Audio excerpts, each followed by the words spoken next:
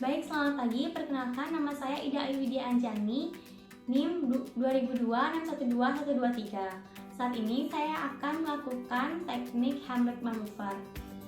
Nah, sebelum itu kita perlu ketahui apa itu sebenarnya Heimlich Maneuver.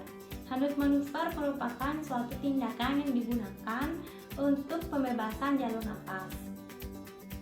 Maka dari biasanya teknik ini digunakan pada orang-orang yang mengalami tersedak atau choking.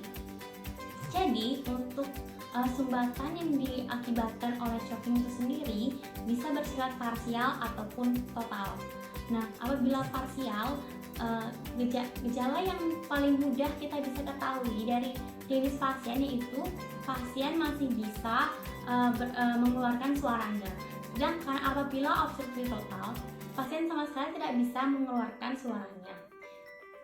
Kemudian, sebelum kita melakukan Heimlich Maneuver itu sendiri, kita juga perlu mengkonfirmasi sekali lagi apabila kita tidak melihat secara nyata bahwa pasien mengalami choking. Kita bisa tanyakan kepada pasien apakah pasien mengalami tersedak atau tidak. Biasanya pasien apabila tidak bisa mengatakan atau tidak bisa mengeluarkan suara, pasien bisa mengangguk seperti itu. Kemudian biasanya juga lengan pasien ini berada di daerah leher yang menandakan bahwa pasien itu sedang tersedak. Nah, setelah kita bertanya apakah pasien itu mengalami tersedak atau tidak, dan jika iya, kita bisa lakukan manuver Heimlich Maneuver itu sendiri. Biasanya Heimlich Maneuver itu atau abdominal thrust itu bisa dilakukan dalam posisi berdiri ataupun tidur. Pada posisi berdiri dilakukan biasanya pada orang dewasa ataupun anak-anak, yang mana jangkauan kedua lengan kita bisa memeluk dari orang yang mengalami tersedak itu, sehingga kita bisa melakukan dorongan untuk menekan benda asing itu untuk keluar dari saluran pernapasannya. Namun apabila kedua tangan kita tidak dapat disatukan karena tubuh dari pasien yang lebih besar, maka kita bisa instruksikan pasien untuk tidur dan kita bisa lakukan Heimlich Maneuver atau abdominal thrust dengan posisi pasien terlentang seperti itu.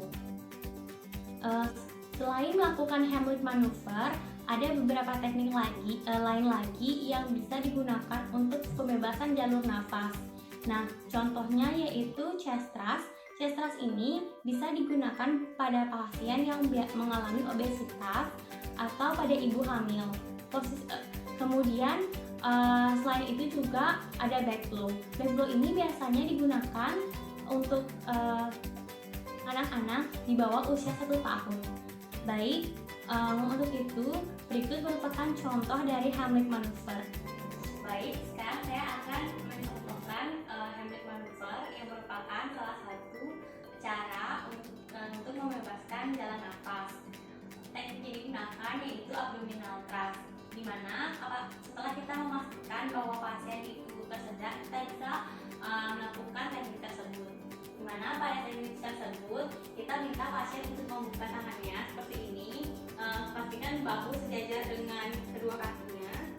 Kemudian kaki dari penolong itu berada di salah satunya berada di antara kaki dari korban atau pasien sendiri. Kemudian tangannya berada di antara posisi sphenoideus dan umbilicus.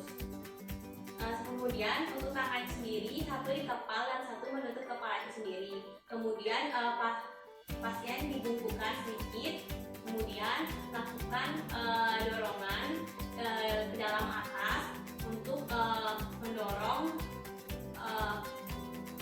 seperti makanan atau benda yang menghambat jalan nafas itu sendiri. Lakukan sebanyak 5 kali. Nah, dorongan yang dilakukan itu biasanya berbentuk seperti huruf J, seperti ini, dari dalam atas, dalam atas, dalam atas. Nah, kemudian setelah 5 kali, periksa apakah bendanya sudah keluar atau tidak. Kemudian kemudian jika belum kita bisa lanjutkan kembali. Nah, apabila pasien mengalami penurunan kesadaran, maka kita bisa lanjutkan dengan melakukan CPR. Berikutnya, apabila pasien dalam posisi tidur seperti ini, kita bisa melakukan Heimlich maneuver dengan posisi pasien tidur, di mana kita berada di atas pasien seperti ini, lalu kita lakukan tekanan abdominal thrust itu sendiri dengan posisi berada di antara posisi gluteus dengan umbilicus itu sendiri. Kita tangannya seperti ini, lalu kita letakkan tangan kita di posisi tadi, lalu kita dorong seperti ini, dorong dari dalam ke atas hingga benda yang menghambat saluran nafas dari pasien itu keluar, atau ketika sudah tidak sadarkan diri kita bisa lakukan CPR dan kita bisa lanjutkan ke langkah-langkah